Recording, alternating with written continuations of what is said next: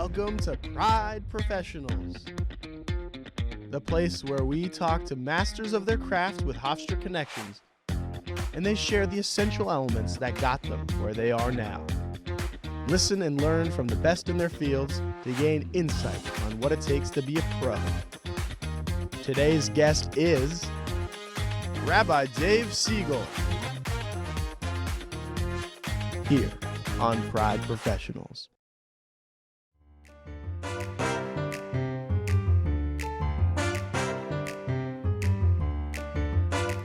Hello, welcome to Pride Professionals. My name is Danny DiCrescenzo, one of Hofstra University's Juniors of the Year. As someone who is fully immersed in the Hofstra community, I am so excited to talk with someone who enhances the Hofstra experience for the student body. Now, have you ever wondered how college students stay in touch with their faith once they go off to study and party in college? Well, today we have a special guest, Rabbi Dave, expert of the Jewish faith, to tell us all about how he contributes to the interfaith community here at Hofstra University. But first, let's take a look into Rabbi Dave's office on campus. Hi, my name is Rabbi Dave Siegel, and I'm the Executive Director of Hofstra University Hillel, and I'm a chaplain here at Hofstra University. The way I became a rabbi out of college is an interesting story. I never thought that I was going to be a rabbi. That's not something I was particularly interested in. I was going to law school. And then after taking what was going to be a short break, I ended up going first for a master's in Jewish education, and then 1 year turned to 2, and 2 turned to 6, and I became a rabbi. So I knew I never wanted to be in a congregation, but being on a college campus really combined my love of organizational work and education and Judaism. I'm affiliated with a few different organizations on campus. As we mentioned, I'm the Executive Director of Hofstra University Hillel. I am also a member of the Interfaith Center. Also, I advise a bunch of organizations through Greek life. So that's something that I've also really enjoyed over the years. And when I'm lucky, I get to be invited to different clubs and present or talk about my interests and really connect with students in different ways. The Interfaith Center is an office on the second floor of the Student Center, which really creates a space for people of all different faiths to get together and interact. We get to do programs together, and really the most important thing is that we form a community. So Hillel is an international organization that supports Jewish life on different college campuses. So although it might look a little different, there are campuses all over the world, and we're really here to create community for the students of our campus, not just Jewish students, but all students, and to really create leadership opportunities and to deepen people's religious and cultural engagement with Judaism. So Hofstra Hillel particularly runs a number of different programs and provides services. We have different internships. Every Friday night we have our Shabbat meal, which gets students from all different backgrounds. Plus we have service trips. We offer some international trips. Additionally, we do different programs where people can learn directly about either the Bible, the Torah, ancient text, or more modern works that they're interested in. Plus, it's also just a great place for socializing is also a big part of what we do in Hillel. Yesterday we hosted our annual 6 Hours for the 6 Million, which is a Yom HaShoah, a Holocaust Remembrance event. And it is one of the events that, and it's always weird when students say this, that they look forward to every year because it is such a meaningful event for them. So for 6 hours, from 10 to 4, outside of Hofstra Hall, we read the names of children that were killed in the Holocaust. And we also give students the opportunity that if they have family members' names that they know, that they could come and also read those. And it has really been a source of pride that not just students, but administrators, faculty members, staff, members of the local community who are connected to the university come and also participate. And when I say participate, some people like to read names, other people just sit and listen for a little while, which is also really powerful. Interacting with people from other faiths and religions is one of the best parts of my job. When I first started, they had really talked about the idea of me being the Jewish chaplain. And we quickly changed those to university chaplains because so much of what we do is working with all students. And it's amazing to see not just what they want to know about Judaism, but how we can help them deepen their understanding of their own faith. Although truthfully, most of the people that come and talk to us, they don't want to talk about religion. They want to talk about their life and things that are going on. And it's really an honor to be able to be here for people when they're in times of trouble and stress. I connect with people of different beliefs and religions in several different ways. I will say that although it is true that we do talk about faith and we talk about how people see the world, but most often people just want to be heard, or people want to meet other people. And what I found is that even in situations where people have severe disagreements, whether it's religious or political or otherwise, the fact of the matter is that the more that we get together and do things, the larger our community becomes.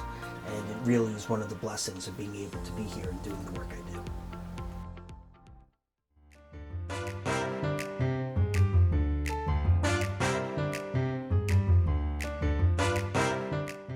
And we're back with Rabbi Dave. Thank you so much for joining us. Well, it's my pleasure. Of course. So when did you know that you wanted to become a rabbi? I'm still trying to figure it out a little bit, but like I said, when I was first in school, I knew I didn't want to go into congregational work, but really being a rabbi on a college campus is something that I'm lucky to do every day. Now, how did your experiences on Long Island shape your being a rabbi on Long Island? So I'm born and raised. I grew up in Massapequa.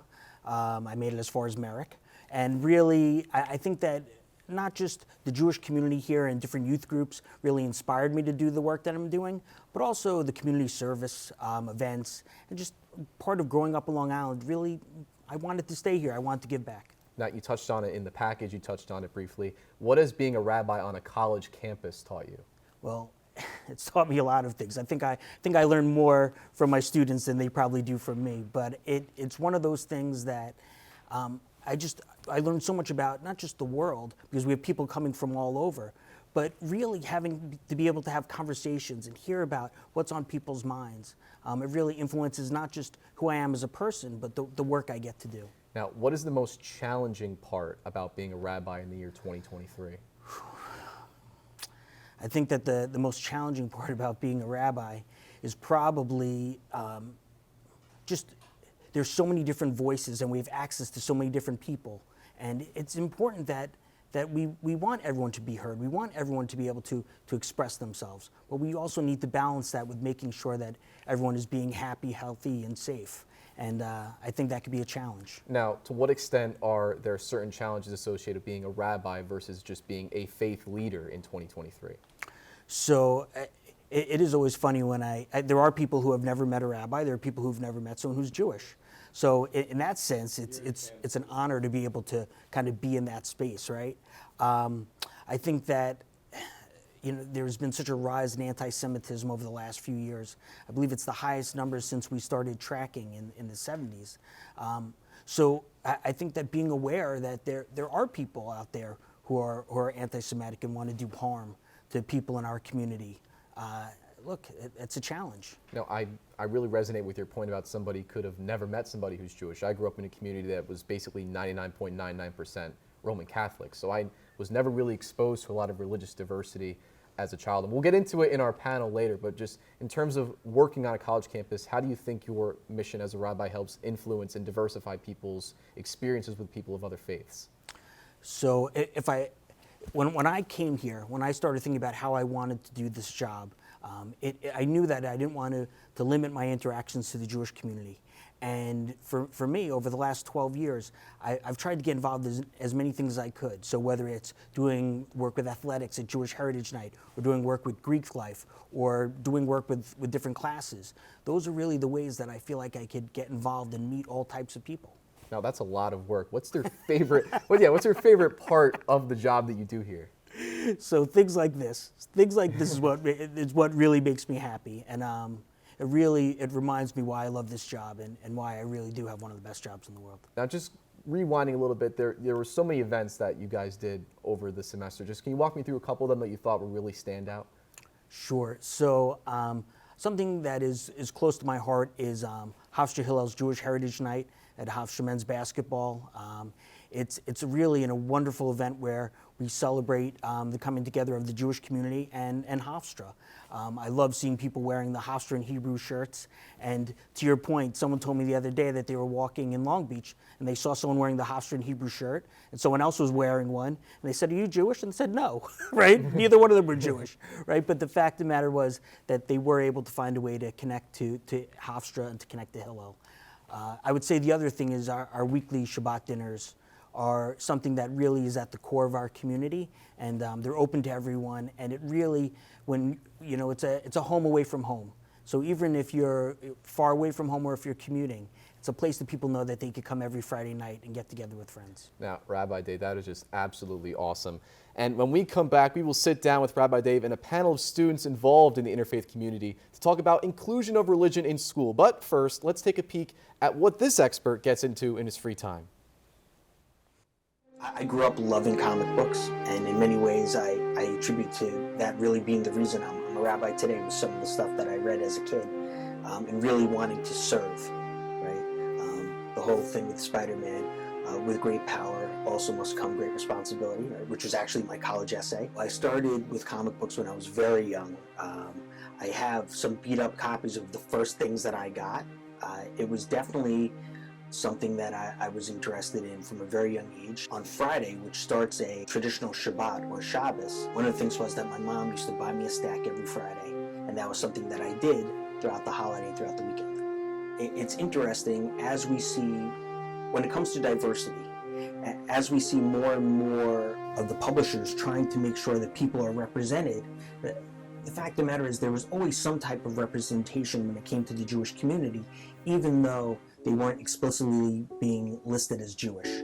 One of the things that really came out in the last few years was the idea of the Thing from the Fantastic Four, Ben Grimm being Jewish. One of the comic books, someone asks him, his childhood rabbi on the Lower East Side, and he says, "Why didn't you tell people that you were Jewish?" And he said, "Well, it's not that I'm embarrassed." He's like, "But I just didn't want people to think that Jews are a monster like me." They really did a great job also by showing a Jewish wedding when he got married. And that was a really big step, to say that something that was kind of insider, that was implied, is now explicit. Comic books really had meaning for me. And then we should know from it, during Hurricane Sandy, I lost almost all of my stuff. And then in a little bit of a miracle, my in-laws, in all the craziness of Sandy, I had given them some boxes that were dry, and they called me up during COVID and said, "We have these in our garage, come pick them up." And because of the comics I had lost in the past, I started grading them because the plastics really protect them and keep them in perfect condition. Comic book grading is the process by where they take a raw comic, a comic that it doesn't have, that isn't encapsulated, and they check it for all different details. The scale starts at 10, which is really kind of impossible to find. Very rarely you'll see a 9.9, but usually the highest one you'll find is a 9.8. And what they do is when you send it away, their experts check each page, they check the covers, they check the staples, they check everything about it, and then it is given a grade and put into a plastic. Particularly something that was very powerful for me were things that were revolving around World War II and superheroes fighting Nazis. And that, as a Jewish kid growing up, that was very powerful, right? So this is something called the Invaders, Invaders #1.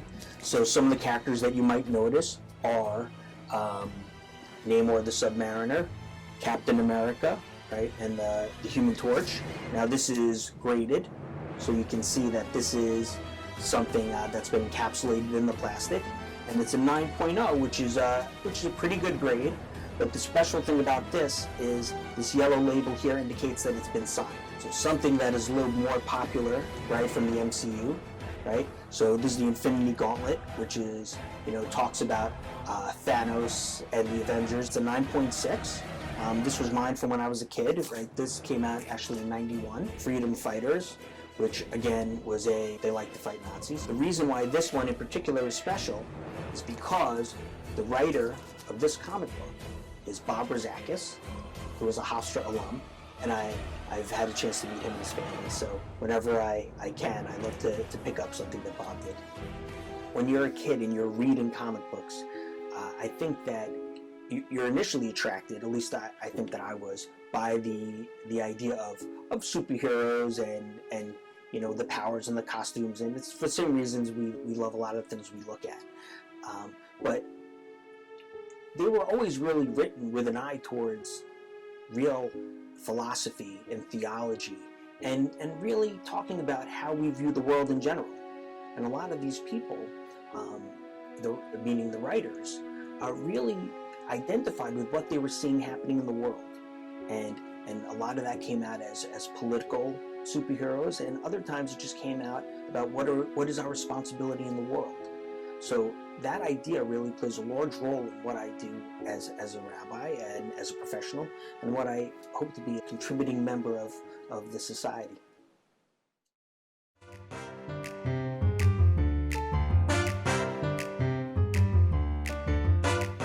Welcome back. Joining us now to talk about the Interfaith Center at Hofstra University are Rabbi Dave, Baraket Watts, and Ella Sullivan, who are students of the interfaith community here at Hofstra University. Thank you for joining me. Let's get right into it. How has the Interfaith Center helped enhance your experience at Hofstra University? We'll start with you, Ella.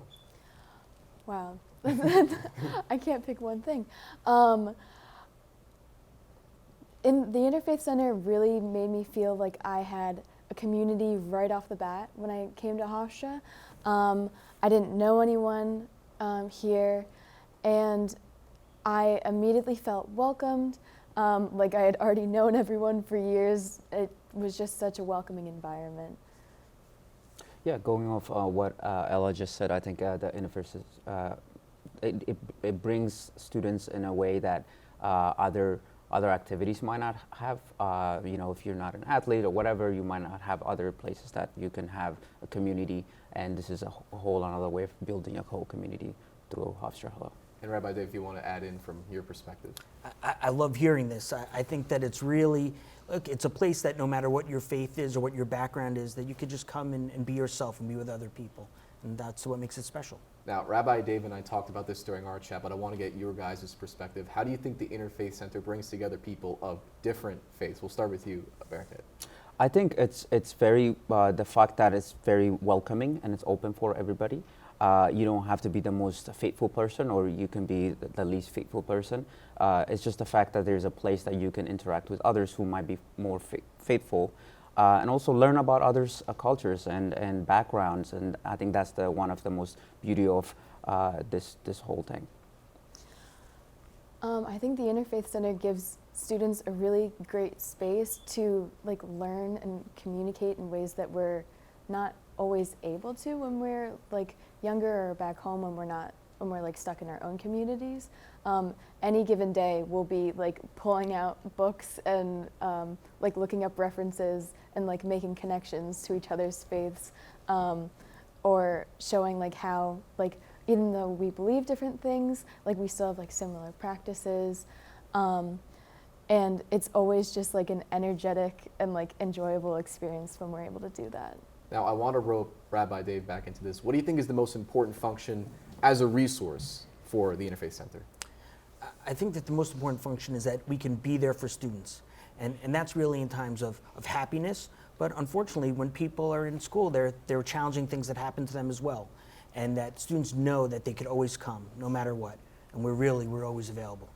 And if you guys have anything to add to that, as a resource, what do you think is the most important part of the Interfaith Center?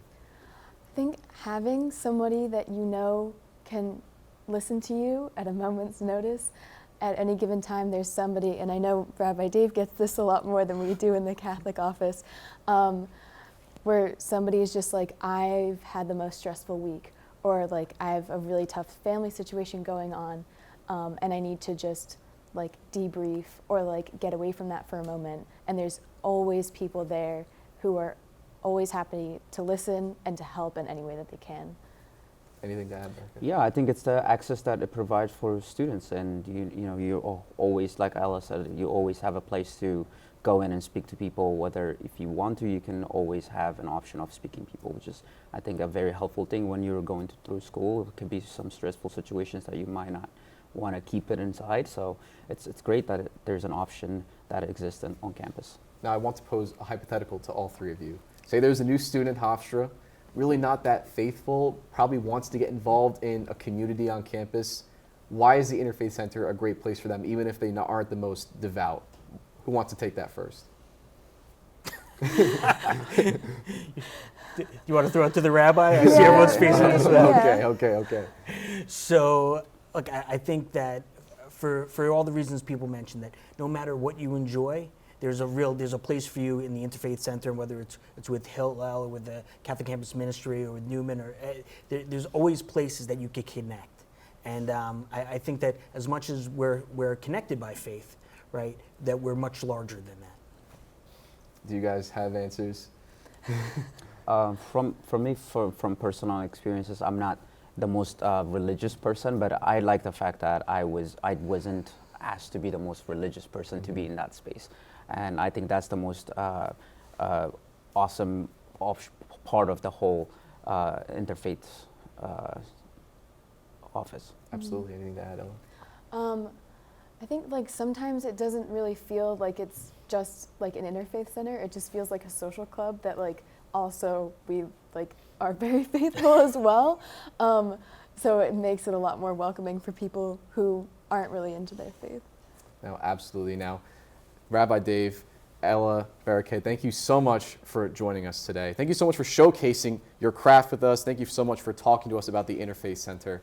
And thank you for watching this week's episode of Pride Professionals, all of you in the audience. I'm Danny DiCrescenzo. And don't forget to come back next time to learn from another master of their craft.